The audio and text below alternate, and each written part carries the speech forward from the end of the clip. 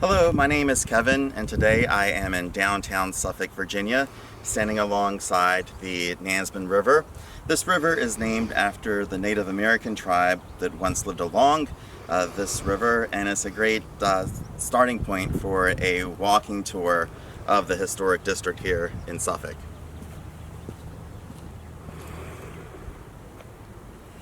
This area was originally called Constant's Warehouse, named after the Englishman John Constant, who built several wharfs along the river here. And in 1742, when a town was actually chartered, the colonial government of Williamsburg renamed it to Suffolk to honor William Gooch, who was the royal governor of Virginia at the time, and he was originally from Suffolk, England. So what used to be a fairly busy port is now a park called Constance Wharf Park.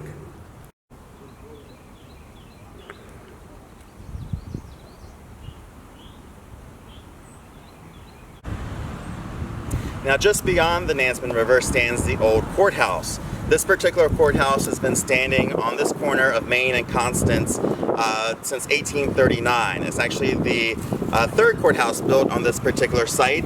The previous two have been destroyed by fire, once by the British in 1779, and then there was another fire that occurred along Main Street in 1837.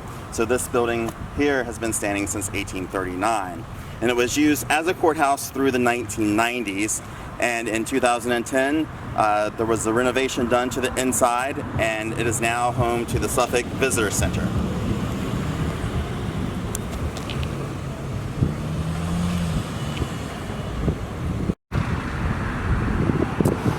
This Greek Revival style house before you is known as Riddicks Folly. It was built by Mills Riddick in 1837, and it took about 2 years to construct. Some of Mr. Riddick's contemporaries soon ridiculed the house and labeled the building Riddicks Folly due to its enormous size. It has 4 floors, 21 rooms, and 16 fireplaces. During the Civil War, the home was used as headquarters for the Union Army during the Siege of Suffolk. Descendants of the Riddicks continued to live in the home through the 1960s, and the house is now a museum. This cedar tree located in between Riddicks Folly House Museum and the old courthouse, which is now the Suffolk Visitor Center, is well over 200 years old.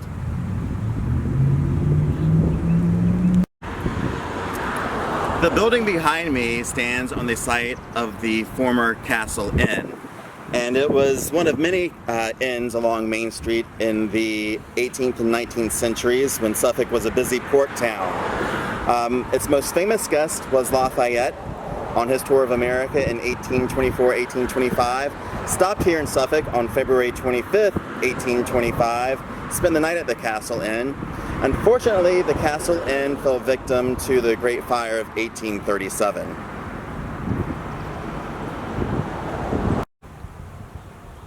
This marker stands on the site of the first church built in the town limits of Suffolk back in 1753, and of course that was the Church of England.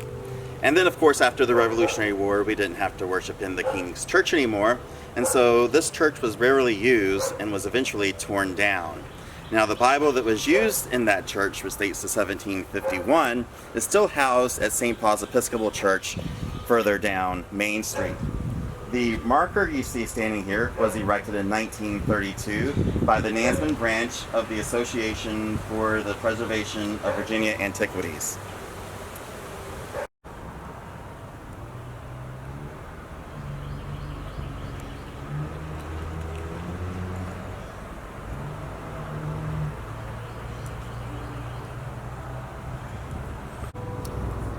This is First Baptist Church, Mahan Street. It's been in existence for over 150 years. This church has the distinction of being the mother church for many African American churches here in Suffolk. It was founded in 1866, and this current church was built in 1951.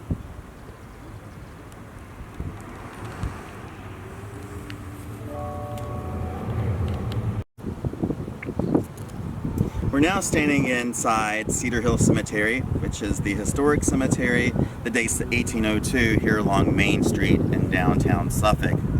Today, the cemetery is about 32 acres in size and is the final resting place of many Suffolk notables who have helped make Suffolk into the great city it is today. So the first train to pass through Suffolk was in the 1830s. And after the Civil War, the railroads here in Suffolk really prospered. And as a result of that prosperity, this station was built for the Seaboard Railroad in 1885. And it was used as a passenger station through the 1960s, and then as a freight station through the 1980s. It's been recently restored by the Suffolk Mansfield Historical Society into a railroad museum. The building behind me is known as the Gardner Store, and it was built around 1825 and was used as both a residence and a store. It's believed that the basement is constructed using ballast stones that were brought off of ships docked at Constance Wharf. We also believe that the basement was used as a sort of a prison or a jail during the Civil War. Next to the Gardner home the Gardner Store is the Townsend home, and this is not the original location of this particular home. This home stood on another block here in downtown Suffolk and was going to be torn down. The gentleman that was restoring the Gardner Store and the old Luke House purchased the building, had it picked up and moved to this location and restored it, and he named it the Townsend home because in the early days of Suffolk, this was the end of town. And just beyond the Gardner Store and the Townsend home, you see the Por Favor coffee shop sign. The coffee shop is housed in the old Luke House, which was constructed, we believe, around 1877. The addition that is now the coffee shop was built around the 1900s, and the second floor above the coffee shop was constructed around 1924.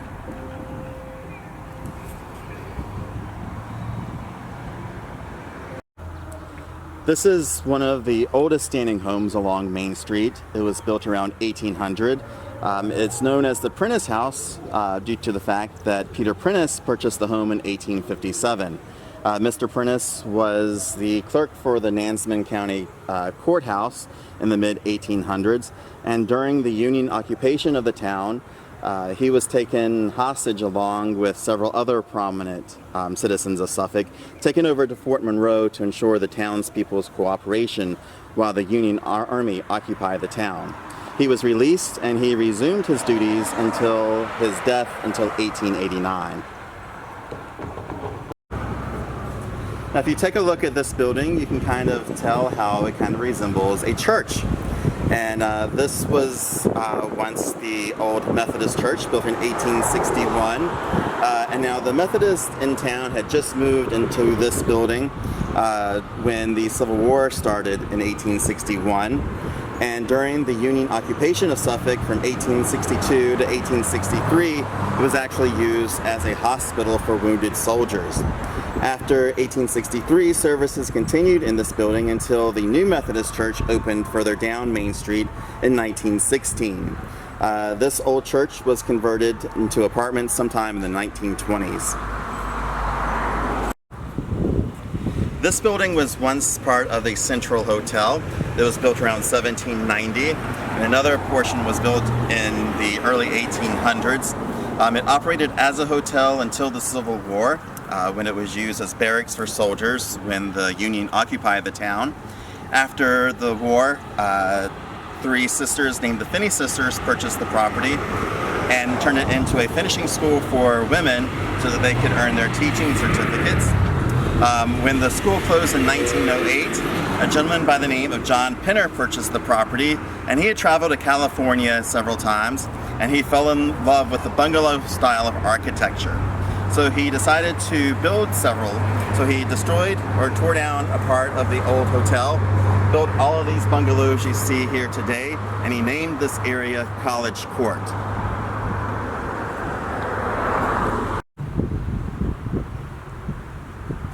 Well, this concludes part one of this historic walking tour of downtown historic Suffolk.